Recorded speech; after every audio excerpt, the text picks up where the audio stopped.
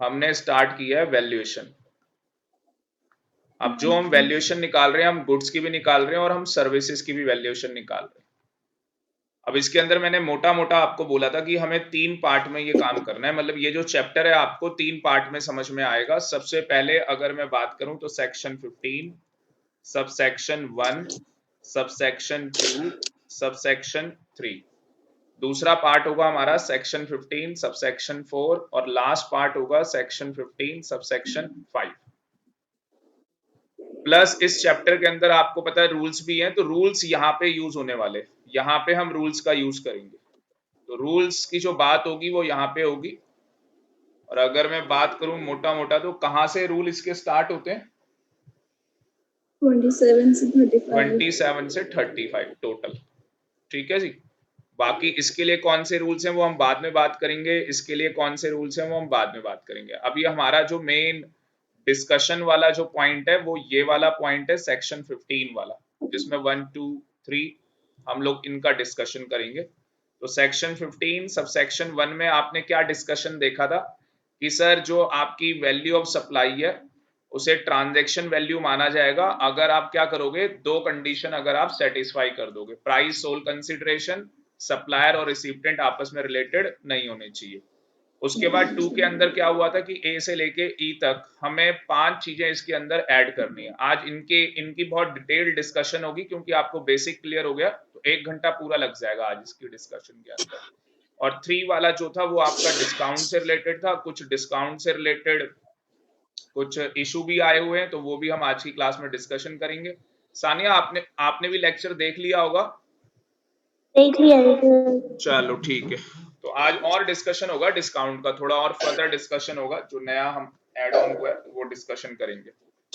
ठीक है, तो आपका मॉड्यूल रेफर नहीं कर रहा, सीधे मैं कॉन्सेप्ट बताता चला जा रहा हूँ, आप देखते चले जाओ। ठीक है ना, आप बस अपने सामने रख लो मॉड्यूल, ना ओपन करके आप अपने सामने रख लो। मेरे पास भी मोबाइल पे मैं ओपन कर रहा हूँ और मैं आपको पेज नंबर भी बताता चला जाऊंगा कौन से पेज नंबर पे हम लोग हैं।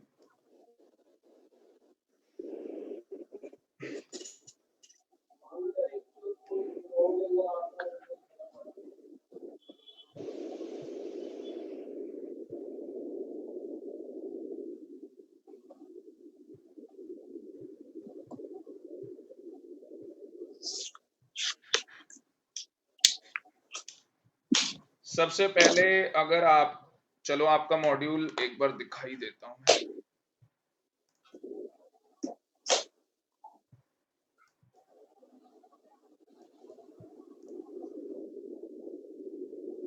मॉड्यूल आपका ओपन कर रहा हूं मैं।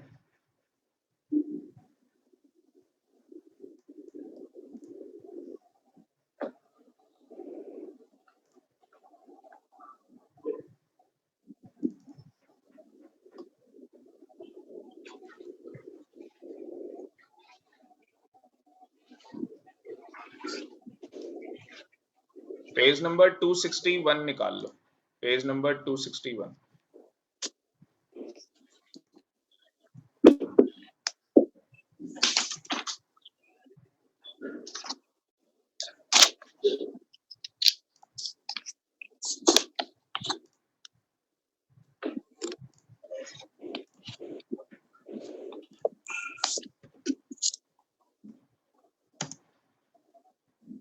ये देखो सबसे पहले सेक्शन 15 सब सेक्शन 1 आ गया। ठीक है, सेक्शन 15 सब सेक्शन 1, इसमें कोई प्रॉब्लम क्लियर है? ये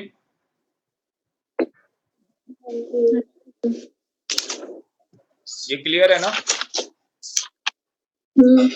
उसके बाद section 15 subsection 2 clause A, clause A के अंदर आपको पता है जो टैक्सेस जीएसटी वाले हैं वो टैक्सेस आपको नहीं लेने हैं, बट इसके अंदर एक इंपॉर्टेंट आपको याद रखना है कि जो टीसीएस लगाया गया था कार के ऊपर वो भी आपको नहीं लेना। और आपने देख लिया होगा कार के ऊपर जो अमेंडमेंट आई है, अगर आप कितने से ऊपर की गाड़ी परचेज करते हो, जो लिमिट 10 लाख से ऊपर, अगर 10 लाख से ऊपर की गाड़ी खरीदोगे तो 1% उसके ऊपर टीसीएस कटेगा। जो आपका शोरूम वाला है वो 1% टीसीएस काट लेगा। तो आपको ये ध्यान रखना है कि वो टीसीएस जो टैक्स का पार्ट है वो ऐड नहीं करना आपको। ठीक है सान्या, ठीक है, क्लियर है? सर इसका जो एग्जाम्पल है उसमें तो ऐड किया हुआ है। अरे कहाँ ऐड किया, ये देखो ना, ये एग्जाम्पल ये रहा। तो नालायक यहाँ पे जो लगाया है 20 लाख के ऊपर 28% लगाया है ना जीएसटी, तो 20 लाख के ऊपर लगाया गया। अगर टीसीएस का रेट देखोगे तो वो 20,000 रुपीज है। तो ये ऐड तो किया है ना टीसीएस यहाँ पे। अरे ऐड किया है, जो जीएसटी निकाला है वो कितने के ऊपर निकाला है? वो तो 20 लाख पे निकाला है हमने। हाँ तो बस कहानी खत्म हो गई। बट बिलिंग ट्रांजैक्शन वैल्यू में तो बिलिंग ऐड जो हुआ आपको है की ना जाएगी वो तो 20 25 लाख। लाख 80,000 रुपए की बिलिंग होगी ना आपको तो बिलिंग इतने की जाएगी ना। अच्छा हाँ ठीक है। आपसे तो पैसे 25 लाख 80,000 रुपए ही लेंगे हम। यहाँ पे ये इनवॉइस प्राइस निकाल। थोड़ा ना आपकी साइड से वॉइस क्लियर नहीं आ रही यार। यहाँ पे ये इनवॉइस प्राइस है ना इसलिए ऐड हो रखा है। अगर ट्रांजैक्शन वैल्यू तो नहीं दिखाते हैं। क्या कह रहे हो? यहाँ पे ट्रांजैक्शन वैल्यू निकाल रहे होते हैं अगर हम 20,000 को शो भी नहीं करते ना यहाँ पे। नहीं ये हाँ, जो आप ट्रांजैक्शन वैल्यू दिखाओगे आप सीधे उसमें, असली में क्या है ना, जो आप बिलिंग बनाओगे, जो कस्टमर को आप जो बिल दोगे वो 25 लाख 80,000 का ही दोगे टोटल। बस ये कि आपको ये टीसीएस जो है वो बाद में अलग से आप ट्रांजैक्शन वैल्यू तो आपकी मान के चलो कितनी हो गई, 25,60,000, 25,60,000। ठीक है। उसके बाद आज ये डिस्कशन करने जा रहे हैं ओईएम क्या होता है, ओरिजिनल इक्विपमेंट मैन्युफैक्चरर। ये एक नया अमेंडमेंट आई है, ये डिस्कशन करेंगे। ठीक है, ये हम लोग जो डिस्कशन करने जा रहे हैं वो सेक्शन 15 सबसेक्शन 2 क्लॉज बी के अंदर हम लोग ये डिस्कशन करने जा रहे हैं। तो अभी हम लोग ये वाला कॉन्सेप्ट अपना स्टार्ट करने जा रहे हैं। तो मैं इसका चार्ट बनाऊंगा, आप देख लेना। आ जाओ। तो यहाँ पे हम लोग ले रहे हैं section 15 2B।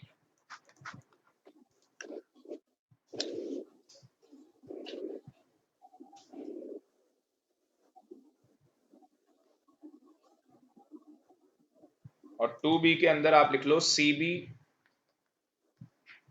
IC circular number जो है इसका 47/21/2018। अच्छा, CBIC जो सर्कुलर इशू करती है, क्या वो डिपार्टमेंट के ऊपर बाइंडिंग होता है क्या? हाँ जी, क्या डिपार्टमेंट के ऊपर बाइंडिंग होता है? यस और नो? यस होगा। क्या एसएससी के ऊपर बाइंडिंग होता है? Yes answer is no, big no. Appealable है, उसकी मर्जी है एसएससी। आगे बात समझ में? सर्कुलर है बेटा, वो सर्कुलर इशू किया गया है। सर्कुलर कौन इशू कर रहा है? ये सबऑर्डिनेट बॉडी है। सर्कुलर सबऑर्डिनेट बॉडी इशू कर रही है, नोटिफिकेशन नहीं है कोई। यहाँ पे नोटिफिकेशन आपको पता है कौन इशू करती है? सेंट्रल गवर्नमेंट से नोटिफिकेशन आती है। ठीक है ना? कोई डाउट है यहाँ पे? नहीं। चलो आगे अब इसको समझते हैं क्या कॉन्सेप्ट है ये। ठीक है, मैं नेक्स्ट पेज लूंगा, बट आप इसी पेज पे कंटिन्यू करना। तो यहाँ पे हम लोग एक एग्जांपल ले रहे हैं। हमारे पास एक एमआरएफ हमारे पास एक कंपनी है, और यहाँ पे हमारे पास टाटा लिमिटेड दूसरी कंपनी है। अब यहाँ पे इन दोनों के बीच में एक कॉन्ट्रैक्ट हो गया, सप्लाई को लेके। तो सप्लाई, दोनों के बीच में क्या हो गया? एक कॉन्ट्रैक्ट हो गया सप्लाई को लेके। इसको क्या करना है? इसको एक प्रोडक्ट बनाना है, प्रोडक्ट एक्स। और वो प्रोडक्ट बना के किसको डिलीवर करना है, टाटा कंपनी को। ठीक है, तो वो प्रोडक्ट बना के इसको डिलीवर कर देना है, सप्लाई कर देनी है इसकी। अब जो वो प्रोडक्ट बनाएगा ये, तो टाटा कंपनी क्या करेगी, इस प्रोडक्ट एक्स से, जो ये प्रोडक्ट है एक्स, इससे वो क्या करेगी, एक प्रोडक्ट बनाएगी वाई। वो जो बनाएगी इससे वाई बनेगा, इसका मतलब जो वाई होगा वो हमारा फिनिश गुड्स होगा। जो वाई हमारा बनेगा वो फिनिश गुड्स बन के तैयार हो जाएगा। अब इस प्रोडक्ट को बनाने के लिए, जो हमारा प्रोडक्ट एक्स है, इसको बनाने के लिए यहाँ पे यूज किया जाएगा मोल्ड्स। तो यहाँ पे मोल्ड्स या डाइस यहाँ पे यूज होगी। तो ये जो आपने प्रोडक्ट बनाना है एक्स, इसको बनाने के लिए मोल्ड्स और डाइस का क्या किया जाएगा, यूज किया जाएगा। अब वो मोल्ड्स और डाई की जो सप्लाई है वो कौन कर रहा है, वो टाटा कंपनी कर रही है। तो टाटा कंपनी क्या कर रही है, इस मोल्ड्स और डाई की सप्लाई कर रही है। अब यहाँ पे दो बातें बताई जा रही है। एक तरफ आपके पास रिसिप्टेंट है, तो ये आपका हो गया जी रिसिप्टेंट, और दूसरी तरफ आपके पास कौन है, सप्लायर। अब जो यहाँ पे रिसिप्टेंट है वो क्या कह रहा है, recipient to supply moulds and dies. तो यहाँ पे रिसिप्टेंट क्या करेगा, रिसिप्टेंट क्या करेगा, सप्लाई करेगा, मोल्ड्स और डाइस सप्लाई करेगा। और जो सप्लाई करेगा वो एफओसी बेसिस पे करेगा, मतलब फ्री ऑफ कॉस्ट बेसिस पे करेगा। किस बेसिस पे करने वाला है, फ्री ऑफ कॉस्ट बेसिस पे करने वाला है। आप बिल्कुल ध्यान से सुनते चले जाना। जो यहाँ पे सप्लायर लिया गया है, जो यहाँ पे हम लोग सप्लायर ले रहे हैं, तो supplier not under obligation, supplier not under obligation to use his own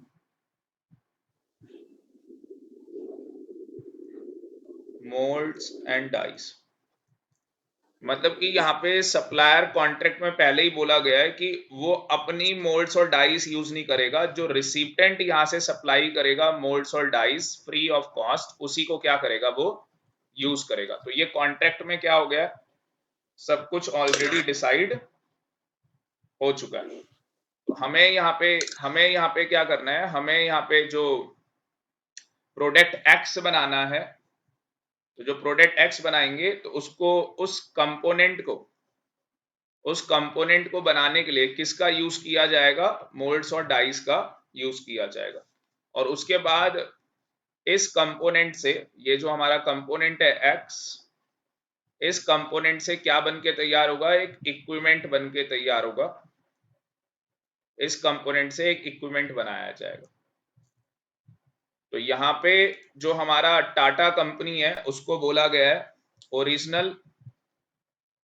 original equipment manufacturer, उसको बोला गया है original equipment manufacturer. Hello,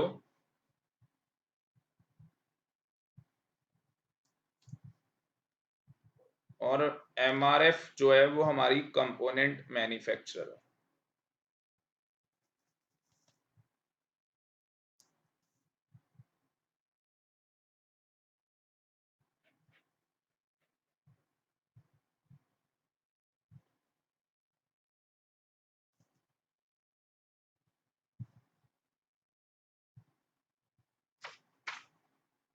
hello,